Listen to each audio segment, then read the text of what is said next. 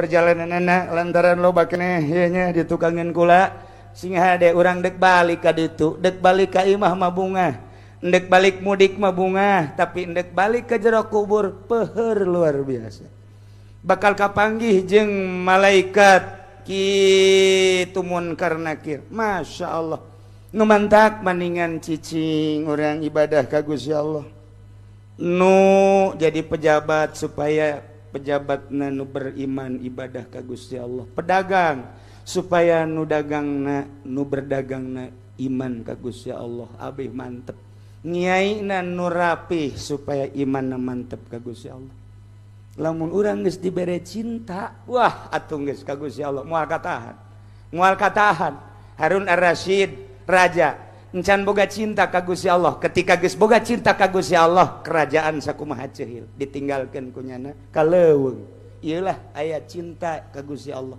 kiai nu aya cintaan ka Gusti Allah moal daekeun babarengan jeung pemerintah lantaran sarua jeung keur nyebrang di jembatan Shiratal Mustaqim ngagoleang pasti ngajauhan indahan keneh magahan ngaji jeung santri mantep jasa naon sebabna lantaran negara urangna negarana negara setan aturanna aturan demokrasi HAM buatan manusia lain Al-Qur'anul Karim tapi urang hargai sebab eta menang karuhun urang nu penting mah urang bisa ngalaksanakeunana demokrasi nu bener-bener sesuai jeung Al-Qur'anul Karim entek aya Kangjeng Nabi Isa keur liwat aya jelema keur nyiram anggur nyana nanya ya Nabi Allah Isa ka dieu aya naon coba kula pangdoakeun ka Gusti Allah bere cinta segede sireum ateul segede zarrah cek Kangjeng Nabi Isa moal kuat pangmentakeun atuh ka Gusti Allah segede sapotong zarrah bae sapotong sireum ateul ge asana anjeun moal kuat saparapat sireum ateul we coba menta cinta ka Gusti pangdoakeun ngadoa Kangjeng Nabi Isa ya Allah ya Rabbi Gusti Allah aya hamba Gusti anu jadi bujang di hiji jelema nyana hayang boga cinta ka Gusti mun hiji zaroh masana moal kuat jasa setengah ge moal kuat dibere bae saparapat Gusti pangmerekeun mangga cak Gusti Kangjeng Nabi Isa indit nyana dibere ku Gusti saparapat sireum ateul begitu asup ka jero hatena cinta ka Gusti Allah ku saparapat sireum ateul neuleuh tangkal korma sakumaha kocomberan neuleuh nu bogana sakumaha maung neuleuh pamarentah iblis balulu cak jana imah mah kudu init cak jana eta dibere cinta ka Allah ngan sakadar saparapat sireum ateul init jana ka gunung di leuweung sorangan bae zikir ka Gusti indah jasa seuri sorangan nikmat cak jana mentek besi aya salaki ibu seuri sorangan singade eta kagerogolkeun tah mah nikmat amat cekena ibadah ka Gusti mangih peuting teh sejuk jasa Masya Allah nikmat ibadah Masya Allah eta ngan seukur saparapat Kangjeng Nabi Isa liwat deui ka dinya ka mana ieu nu sok nyiraman teh eueuh nanya ka sekitar eta aya jelema ieu ka mana edan cek urang dinya nya mah edan tuh bejana mah di gunung langsung menta ka Gusti pangbukakeun hijab Gusti abdi supaya nempo jelema eta dibere dibukakeun hijab di luhur gunung di guha sorangan we sampeurkeun ku Kangjeng Nabi Isa Assalamualaikum teu ngajawab nyana endahan seserian we Allah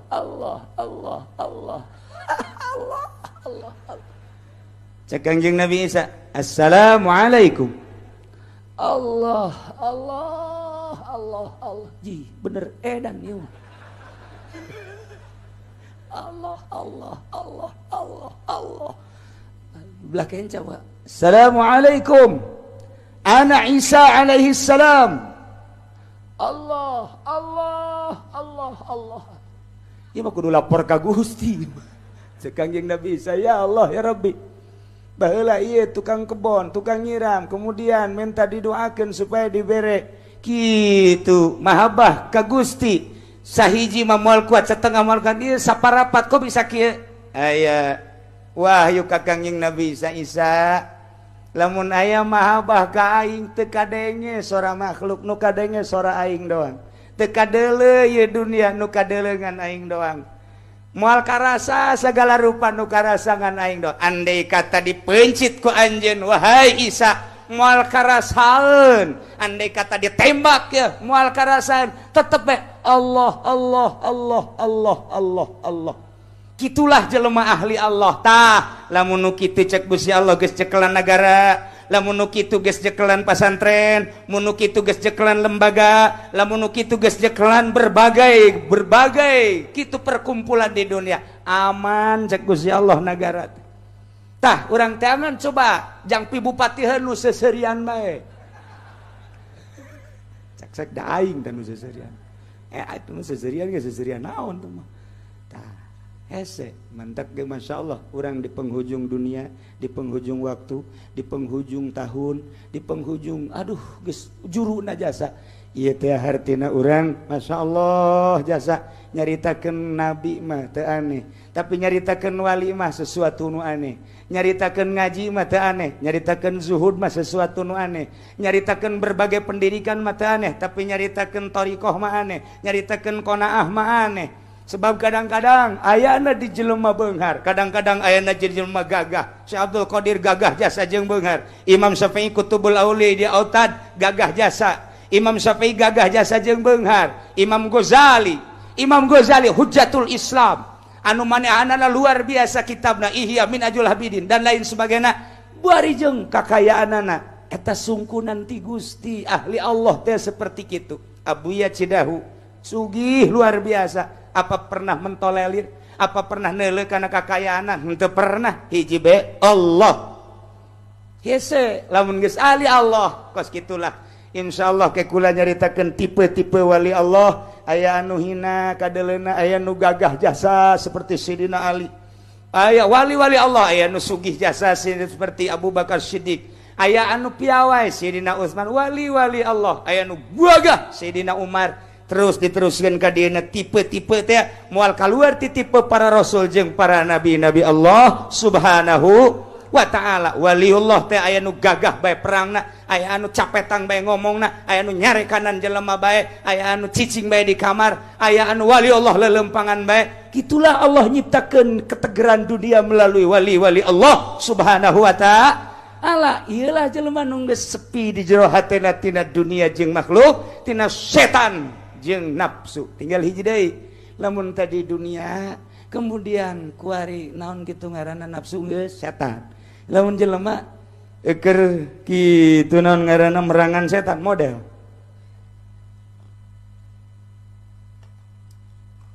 Musuh urang opat, hiji dunia, dua makhluk, tilu setan. Nafsu jeung setan. Lamun aya jelema keur merangan setan nu kadeuleu setan walulu. Setan. Kayak kunyana dibacaan a'udzu, kayak kunyana dikitukeun, kayak dibacaan ayat kursi setan ieu. Wah, keur leumpang ge setan teh guguli bedan we, sebab nu keur diperanganna setan. Tah, hiji mangsa aya murid datang ka guruna, aing hayang boga nasehat ti guru, dek neuleuh. Kumaha ya guru ibadahna ja aing kieu bae, kabeneran pas guruna keur ngalawudu. Wah iya cek cenah aing nyonto guru ye.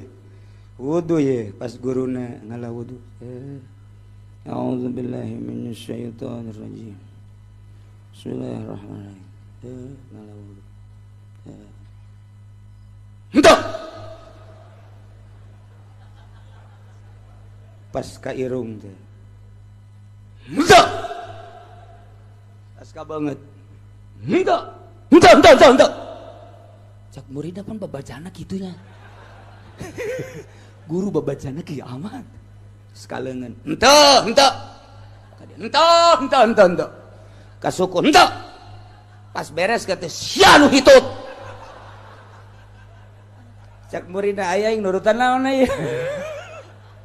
Atuh lamun ku aing diturutan wudu kos kitu berabe ieu.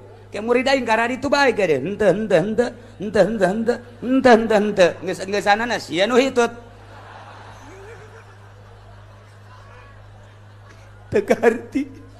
Tah aing geus nanyakeun bae ka guru, "Mama, ganjang caritana bae ieu mah kula ndek nanyakeun ka Mama." "Aya teh Mama, ngolah wudu kitu amat." Ulah diturutan. Sia bae nang ngaji teh keur ieu di pondok. nurutan aing. Henteu kula yang nurutan bae saya teh moal kuat sia. Ulah. Henteu kula mah ieu mah tadi bae endek nurutan jeung henteu mah sabodo kumaha mama bae. Ieu mah kumaha kula bae ngan eta tadi mama tah wudu kitu amat. Oh kieu sia mah lain deui sia bae nya. Mama mah begitu ka dia aya setan. Cak setan teh cak setan teh sampurna teh caina. Henteu sia. Aing mah nyarekan ge setan. Begitu ka dieu tah kabeung ka irung cuma ka dieu cak setan teh cak setan hitut tah teh sampurna henteu aing teh hitut sia kabeungeut tah teh sampurna ngawas-waskeun pan setan henteu kaleungeun kitu kaina terakhir cak setan teh mama hitut teh sia nu hitut marga arti kan Gus ya. Aduh masih loba keneh cerita jeung setan ngan lantaran di tukang masih kana insyaallah iraha ieu sekedar gambaran we manusia dunia nafsu jeung setan etalah nu kudu dibersihan ku urang aya carana moal aya dipikih ayana di ilmu tasawuf ge kudu ngaguru bertorikoh engke bakal nyaho setelah bersih nyebrang ka ilmu hakikat ketika geus datang kana torikoh jeung hakikatna engke bakalna naik ke alam malakut disambut ku malaikat naik ke alam jabarut disambut ku Gusti Allah begitu disadiakeun sorga cak bidadari telah lama engkau encep aku rindukan ternyata baru inilah engkau datang ke sini cepot. Gitulah hadirin kaum muslimin bersihkeun yuk urang babarengan di mana bae jeung saha bae ulah datang ka bobolokot isuk pagi teu urang dek balik ka alam malakut dek balik ka alam jabarut dek balik ka alam lahut supaya urang aya di bawah bendera Kangjeng Nabi urang Kangjeng Nabi Muhammad sallallahu alaihi wasallam aya di bawah bendera Tuan Syekh Abdul Qadir Al Jailani aya di bawah bendera para zuriat Kangjeng Nabi urang aya di bawah bendera para ulama salafus sholihin amin ya robbal alamin sakitulah ala kadar silsilah jeung babagan secara singkat